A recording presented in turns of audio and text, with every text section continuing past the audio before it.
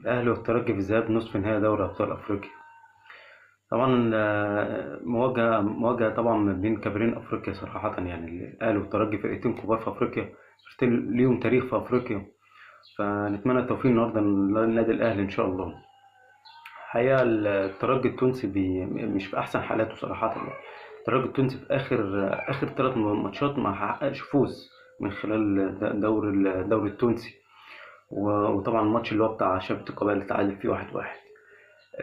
نادي الترجي التونسي حسب التقارير الصحفية عنده غيابات، لكن الكلام ده ما يفرقش معايا صراحة يعني، لأن ممكن الكلام ده ما يكونش حقيقي. لكن هو الأكيد اللي أنا عارفه إنه حمد الهوني مش هيبقى مشارك يعني. لكن تقريبا بتقول إن 10 لعيبة ومش 10 لعيبة.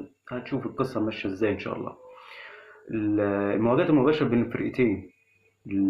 الفرقتين الترجي خلال السنوات السابقة ما فازش على الأهلي غير ماتش واحد.